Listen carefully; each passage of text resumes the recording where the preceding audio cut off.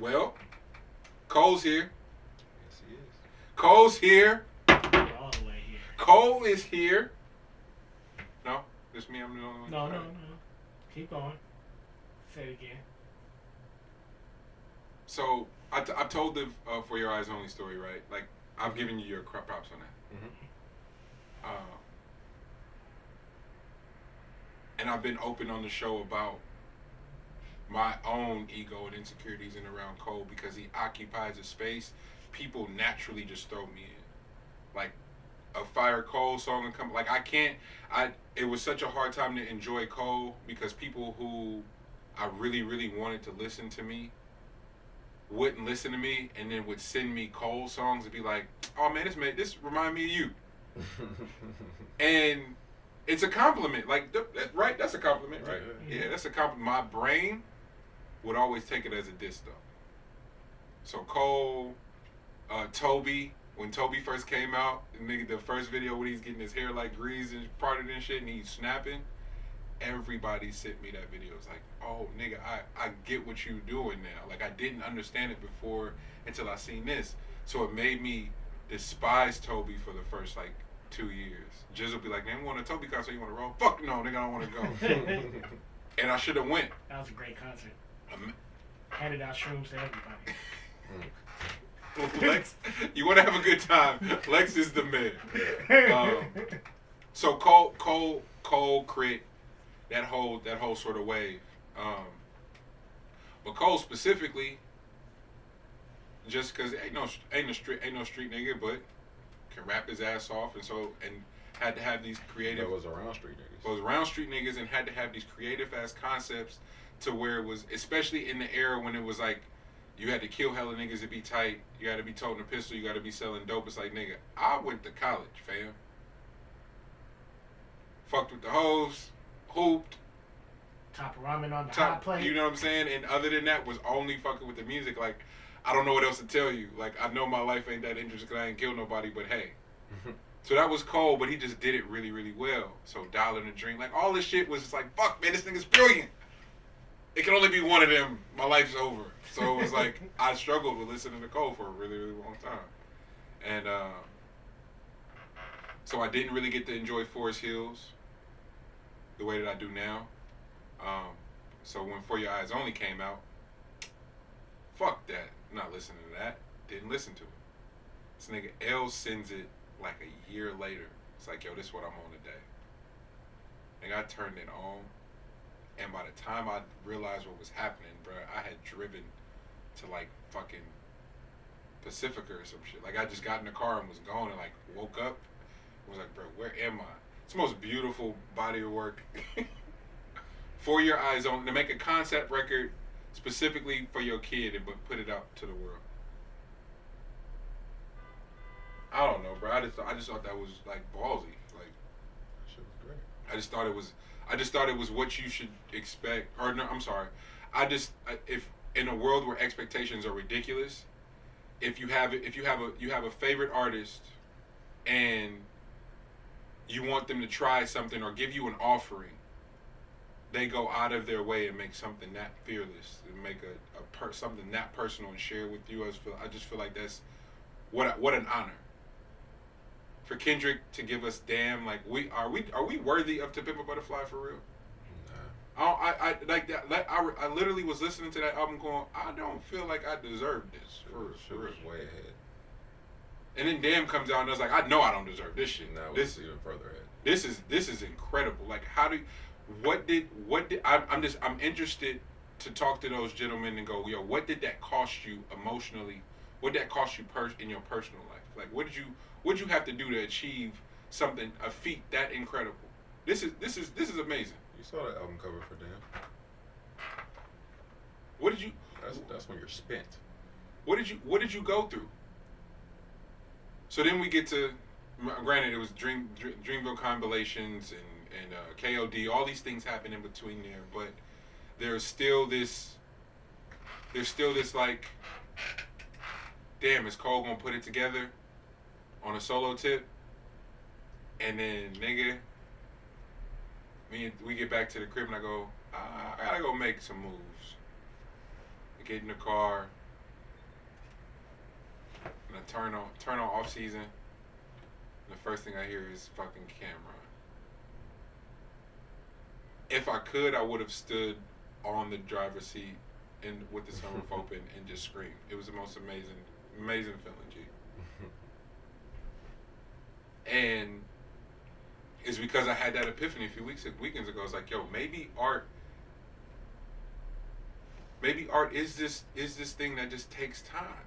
Like, salute all the niggas that can just crank out a lot of material, but what if you're just supposed to take your time with it and have these personal experiences that make the music matter that much more, make it that much more potent? Fuck. I know it's early. I know people. It's like, oh, it's too early. J.Cole fans be wilding. Yeah. Like, we can do all the other shit when something isn't up to par. We can shit on it. So why can't we big something up when a nigga hit that mark? And that nigga pulled up and hit that mark. At least I believe so. No, he did. Straight up, he did. I don't know why niggas say like you can't say that. As soon as you hear the product, man, like you know, oh, this ain't leaving the rotation. Yeah, I mean, I can admit that listening to it the night of,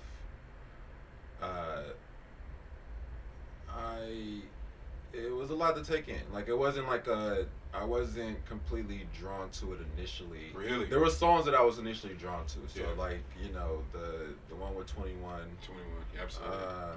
That's the second song off the rip. Yeah, and then Him and Baby. That's yeah. So those are a given, of course. Yeah. But initially, I was just like, okay. I mean, I don't know what I really listened to just now. Yeah. And then the second time was me riding a bike, and I was like, oh, this is fucking amazing. What was it? Do you know what the difference was? Yeah, so initially, it was because Cole has done I'm like a real Cole fan.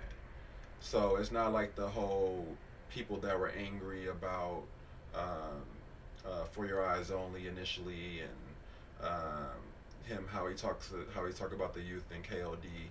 You know, that wasn't my take on Cole. Like, the thing about Cole that I appreciate the most is Cole's production. Like, Cole over his own production, I appreciate as one of the best fans out about that. You know what I mean? He did fucking High Power, for God's sakes. Man. So Cole can do production. It's just that people aren't like, if you're a Fly By Night fan. Gee. Then yeah, you're not gonna understand. Nah, fam, you gotta go back. Yeah, you gotta go back. No, High Power's fucking amazing. You gotta go back. Bro, the wave to be on that beat, bro, is nuts. Oh, don't break her arm. I can't watch this. Tap out, lady. Tap out. Yeah, she got to. Oh. That whole arm is done. Oh. It's limp. Yep. Okay. She didn't pull it all the way out. Ooh, she was about to snap that shit. Mm-hmm. Sorry, G. High Power. Yes. Produced by J.Cole.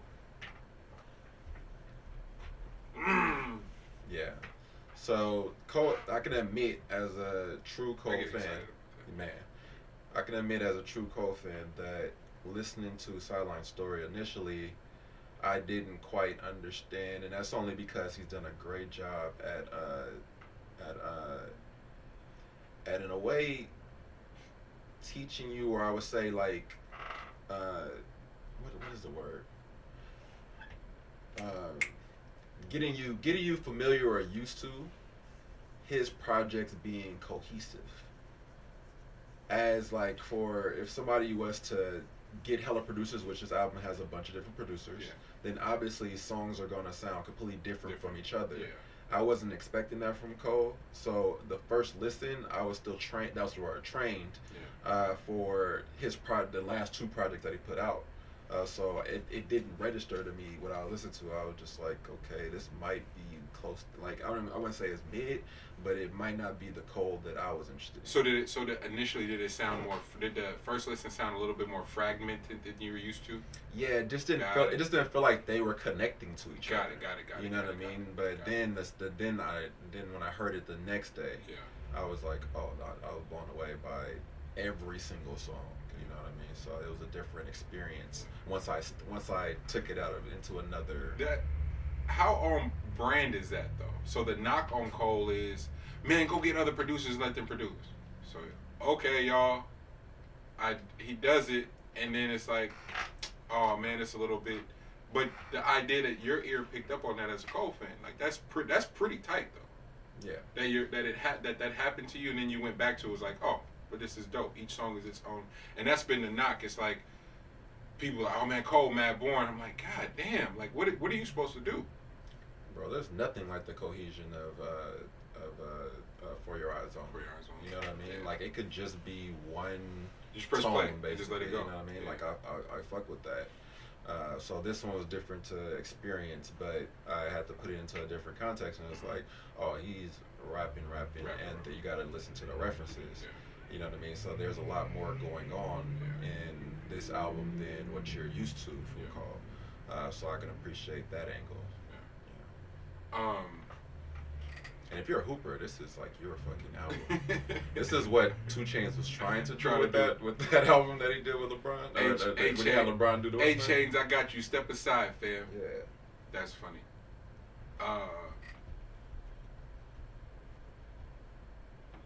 Cause tell me when Dame come on, you don't get. Man, I was about to pick up a basketball right now. So,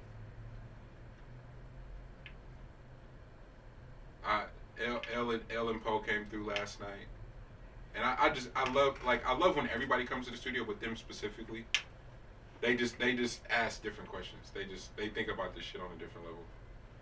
So I'm playing them Kevin's album, and if you sit in a room with me long enough, guess what you're gonna have to do? Listen to Kevin's album. This is what I'm on right now, and it's an experience playing it for them because of how they consume music. Because then we come and talk about the shit like this. And the first time I played L the intro, he goes, "This sounds like the Panthers strapping up." Fuck, that's a very, very, very specific image that I can't not unsee listening to that music now. And then Poe's sitting back here talking over the music, all kind of shit, and then eventually I look up and he's next to me at the board and goes, "Cause this shit is phenomenal." I'm like, damn. You can work that intentionally. Like, Kevin's a fucking, I've never seen no shit like it. Oh, let me do it again. Dog, it's perfect. Yeah, I know, but what if this one's better? Oh, damn, that one is better. All right, now let me clean up a few words. God damn it, bro, we're not going to ever leave this. It's the amount of effort that goes into each song. I've learned so much. So then when Cole pulls up and the shit's perfect, it's just hard to argue with. It's just hard to have a debate about something that is flawless and it's so hard to do. It's really, really hard to do in terms of having that much pull, having that many people expecting some shit, and you pull up and deliver. Mm-hmm. I'm just impressed. The how thin that line is of success and failure. He's a producer. He can't skip it. Like he makes beats. So yeah, nigga, I want to make my own beats now. But you can call J.Cole, you can call T Minus, you can call Timbaland, you can call all these great ass producers and get this fire. Go get the heat. And then you play executive producer and string them all together. And that's what it felt like he did. He just took a step back so he could go focus on the raps. And that's what he said. He said, my nigga sent me this beat 2 years ago. I didn't hear it at the time. Like, that's what should be happening. Oh, they just updated it. The first take didn't have the features, right? No, they just updated it. Yeah. Okay, that's a cool way to roll it. Nah, nigga, because Cam is a surprise. Puff is a surprise. Little Baby, when it's where Little Baby shows up. Like, I could have predicted the 21 appearance where it was because it kind of like didn't make sense. Little Baby completely caught me off guard, and that nigga came on sliding. What? That nigga, he can't miss, bro. Right. Little Baby cannot miss. I'm sorry, bro. Somebody test that man. It don't matter who you put him with. He's wilding right now. That nigga is outside of his mind, bro. You niggas notice they don't never show his feet? Because I think that nigga just ice blocks your feet. That nigga just slides everywhere. You've noticed they don't ever show his feet. It's crazy. Hey, those shits might not be touching the ground, bro. And G gonna walk in here. We send each other pod notes, and G gonna walk in here and put the pressure on. I think I thought I knew the answer, and then the more we start talking about Cole, I don't know now. That's what I'm saying. Because that's what the producer, that's what the Baby's producer was up against. Like, he had to make that decision. And he chose. What happened exactly? What happened? Well, he was he was asked to be on to do Rihanna's album, but the Cole situation came up and he chose to go with the Cole situation. Yeah. So he didn't do the Rihanna one. But I was like, as a producer, what's the option you're choosing? Because that's a hell of a lick. So I said no brainer, and I still feel the same way. However, I get why he went with Cole. With Cole, it's going to fulfill my rap bag, like the part of me that just loves backpack rap. Like I'm gonna be able to nerd out and have the time of my life. The more and more I start to like be honest with myself, fam. You trying to do festival music? It's not even because Cole is gonna make the festival. It's not even festival music. G, do you know how much I specifically love R&B? I was about to say, Money's a lover. That's R&B. That's what you want. If Anti came on right now, I would just close my eyes and sing every word. That's my shit. Consideration is the idea of Rihanna and SZA together. It makes me feel good. So if Rihanna calls and goes, "Hey, Money, be here right now," and Cole's like, "Hey, bro, nigga, I'm going to the Rihanna sessions every time." Like, and pray to God that Cole is like, "Not fuck you forever." It's like, no, bro, I just really, really love R&B music. And the idea of like, I don't know, bro. Like when Rihanna covered that Tame Impala record, that shit made me so happy. I love Tame Impala, by the way. Like it's that shit that be on loop. Gee. Like it's just looping the bro. That shit could be 10 minutes, bro, and it just the same vibe. Feel like a brand new person. Oh, just listen to that shit. I get emotional. So if I got a chance to go make that, G, I'm sorry. I just gotta go. That's a vibe. I really that's just timeless. I'm gonna get roasted for it, but I have a real goal of invading the day party. Like all the critical acclaim, like a bunch of shit could happen. If my shit can't get played at the day party, I didn't succeed. Like it's a goal. I know that's a weird thing to have, but it's something about that music where you go, you made a hit for real. You know, like if you get played at the picnic, the picnic where the elders is at, and if you get played at the day party, you did something different. Like you tapped into something that only a few people did. So I got a real, like that shit is on my own. The whiteboard at the studio and at the whiteboard at the crib. Like I got my own thing like that with film. Right? How does that pertain to film? Like a cult classic.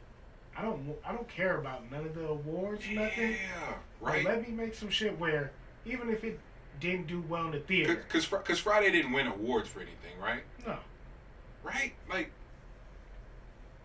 Not, I mean, at least not. I'm sure it won awards, but not like Academy. Yeah. Yeah, that's what I'm saying. Like, just people could be like, "Oh, it did do good in theaters," but then when motherfuckers seen it, every time it comes on streaming. You know what movies like that? L put me on. Fucking. Do you remember showing me Grandma's Boy the first time? Bro, that's just every time. I had never seen it, bro. I cried. And it's like, nah, it didn't do well, but it's a cult classic. Like anybody that knows about that movie, they know. Nigga, it was like a secret when you pulled up at the homie house and they showed you Napoleon Dynamite. Like that wasn't a big thing, but if you went to the homie's house, it's like, you ain't seen Napoleon Dynamite yet? Like, yeah, like it's. Yeah, I mean, Office Space is in there. Yeah, Office Space for sure. If you go horror, it's like Killer Clowns from Outer Space. Man, I seen that shit on the Fluke too. But it's so that's why I gotta answer that question like that. It's like it's no knock on Cole. Like being in the Cole sessions would be an honor, but from a producer and songwriter standpoint, I think I would be able to do more in Rihanna sessions too. Like I think I would actually get to write. Cole ain't let nobody write his verse for him. Like that ain't happening. Hmm. So yeah, they get to actually like write and do reference records for Rihanna and like hear your reference records go from sounding crazy to Rihanna making them sound like fucking heaven is just like, oh man. Jane is like that. Jane, like, I'll mumble, and Jane be like, oh that's it, bye, and then send you back a record 20 minutes later. You're like, nigga, what just happened? It's crazy.